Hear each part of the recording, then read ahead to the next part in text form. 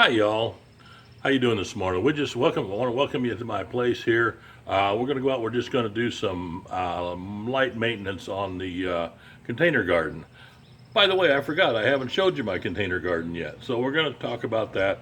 I should have filmed it while I was doing it. I kind of got in a hurry trying to get it done. I just wanted to get everything planted and I kind of forgot about it. But anyway, we'll go out and first thing I want to do is take a look at the onions. Got a couple of tubs of onions here. Now, when I was a kid, we grew up, we had a place down on the river bottom, and man, we grew onions that were just huge all the time. And of course, that was river bottom with sandy soil, sandy loam, beautiful soil, and never had any problems. We could grow anything down there. Where I'm at now is like clay soil, and get my chair here. This is the reason I do a container garden, because I can sit down. So anyway, what I've been doing some research, and I plant onions. Once in a while I'll get a year where I'll have some nice big onions. Most of the time they just don't get all that great. And so I've been doing some research and trying to learn some stuff, and I'm going to show you some of what I found out. One of the things was, wait a minute, let me turn you around here.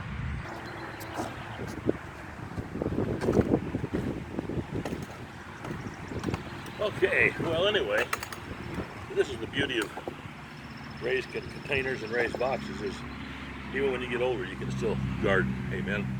Anyway, I got to studying on why my onions weren't getting big enough, and I don't know if this is the answer or not, but yeah, I'm going to try it this year and see what happens. But they claim that these canes or grasses, these are the leaves. They're the solar collector for the onion. And the problem is they get so big sometimes that they fall over. And when their own weight carries them down, then that inhibits the flow of nutrients. They're still pushing stuff up into here, but it's not doing it any good. And so what happens is when this begins to die, then each one of these, back up a little bit, each one of these is attached to a layer in that onion. And if this dies, then that layer is not going to get any bigger. You understand what I'm saying? That's the way I understand it anyway. That's the way it was told to me. And so what we have to do is keep these alive and thriving until those layers can get thicker and bigger and carry on. So what we got to do is you got to give them a little haircut now and then. Just do a little maintenance. So first thing I've already trimmed these ones and just pruned them. You can see where I've cut the ones off, and they heal up right away, no problem at all. But see, like this one's opened up now. What I do is I take, if they're bent over already, I take right below the bend, cut them off. There's one here that's bent over. If you got one that's really long but it's not bent yet, take it off, because otherwise it's just going to get that way. If you get them before they bend over, you can oftentimes keep them from getting to that point. Now don't just throw these away. I'm going to show you in a little bit what I do with them. So all these that are bent over, all of them that are getting ready to bend over, cut off, shorten them down. Try to keep that onion layer growing longer. And it makes a much neater pot here to try to get into the weed or anything too, so that's another plus. See, some of these are in really bad shape. I should have been out here before. Main thing is you just got to leave enough of this top on there so that they can get all the sunlight they need. Now I've seen people before come out and actually, for green onions, they would cut them off right at ground level and just leave that root in there, and then it'd shoot up another green onion. Now, I've seen people do that over and over again all summer long, and they just have a continual supply of chives or green onions. We're not going to do that because I want to get that bulb to grow.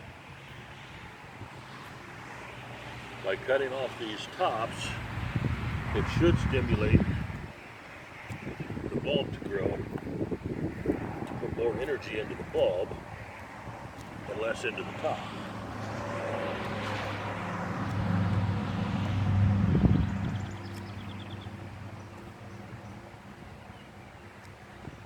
Doesn't have to be perfect, you just do the best you can with what you got.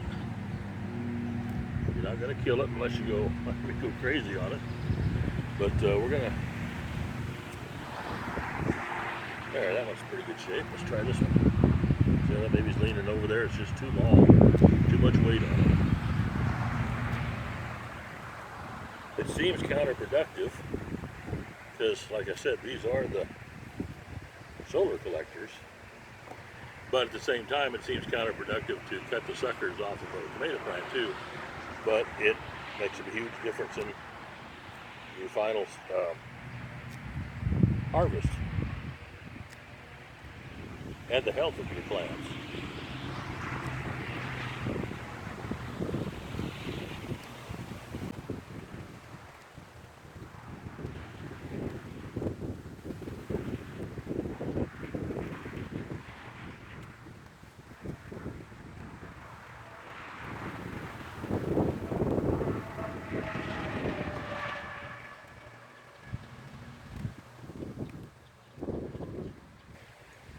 If you happen to see a bad leaf like that, just cut it off and throw it away.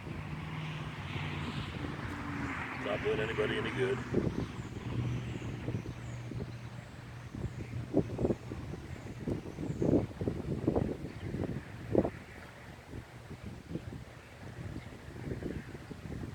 Now, after I got those tops off of there,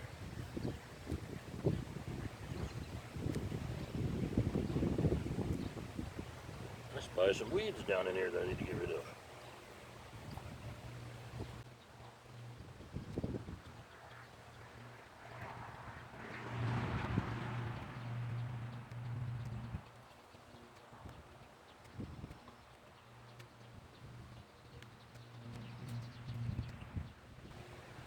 There we go, that looks pretty good. Oops, there's one.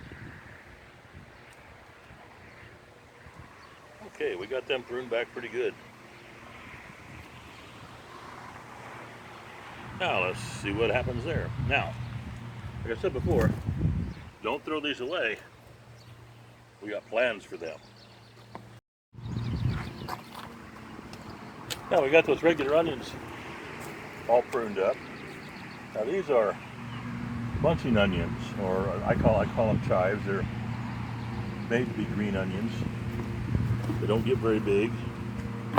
Basically just eat the tops. But we're going to do them too, because see how they're breaking over here? Those will start to deteriorate now if we let them go. So we just want to keep them back enough so that they don't break over. The weight doesn't pull them down. And these guys we're not going to be so picky with. They can just go through here and get my hair cut.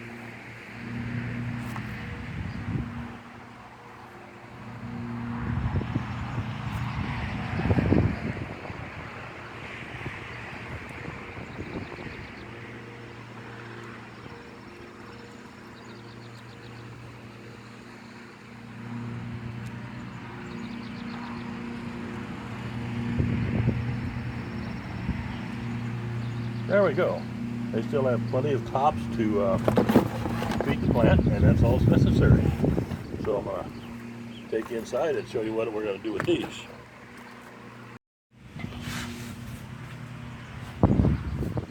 Okay, now we got all of our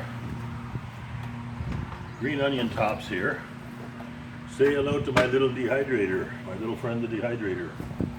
We are going to dry these so that we can store them in bottles, chop them up. Now there's a couple ways you can do this. A lot of folks will want to chop these ahead of time, and in fact that might be a better way to keep them, except that when you chop them up into chive-sized little bits ahead of time, they won't stay in my trays. Now I need to get some tray liners so that that isn't an issue, but right now I don't have. So I'm just gonna stack a few on here, and we're just gonna continue doing this. Don't want to get them too heavy because they have to dry out in here. Keep that center hole open. Put on another layer. And I probably should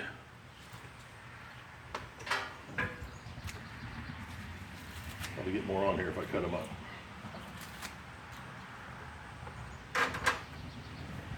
Spread them out, don't want them piled up on each other.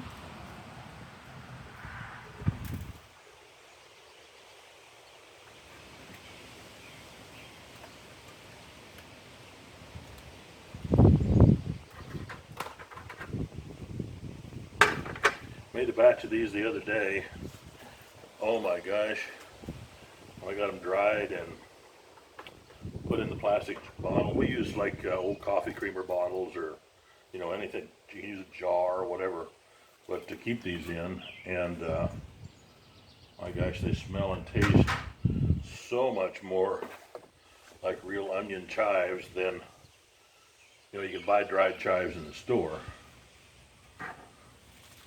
These are so much better, so much fresher, so much more flavor.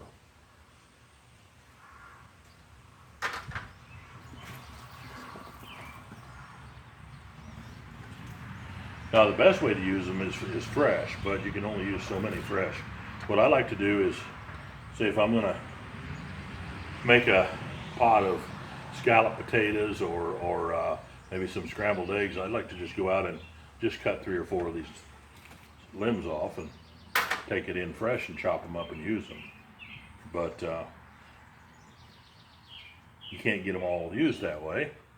We've got a whole bunch here to work with. So doing kind of a wholesale type situation.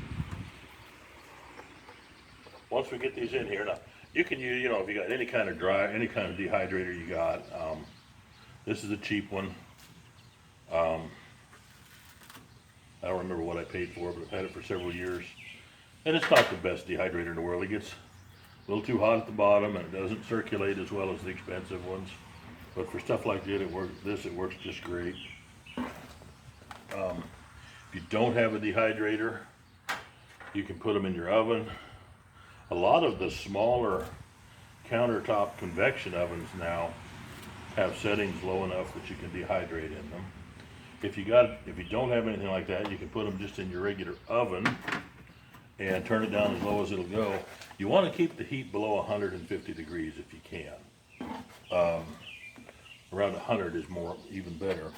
But if it doesn't go that low, you can prop the door part way open so that you get some heat. Granted, that's not exactly energy efficient, but it will get the job done. Now, what we did years ago, my wife and I started drying stuff. When our kids were little, we raised or trapped or hunted or fished almost all of our food. And when we would get a bunch of veggies or mushrooms or whatever we found in the woods or something like this, we didn't have enough. We couldn't afford a dehydrator at the time, and we just had some old window screens, and we would take and hang them up in the air with it and put a fan in the room so it's always, circulating the air. And it takes a little longer to dry, and you got to watch they don't pile up on each other because they will get moldy if you let them stack together too close. You got to keep the air moving around them. But you can do that. You don't have to have a dehydrator. You don't have to have anything fancy to do chives or any other kind of herbs or any other kind of fruits and vegetables even. Just do what you can do with what you got. And these guys are going to have to dry for about 24 hours because you want, for the chives, you want all the moisture out of them. Because when I pick them up, there's a couple different ways, again, that you can deal with them after you get them dried. And of course, a lot of people will throw them in the food processor, and that's the quickest and easiest, but I don't like it because it gets them too fine a lot of times. You got to really be careful not to get them quite so fine. We just take them just like this and crush them up with our hand because they're dry enough, they'll break up, put them in the jar.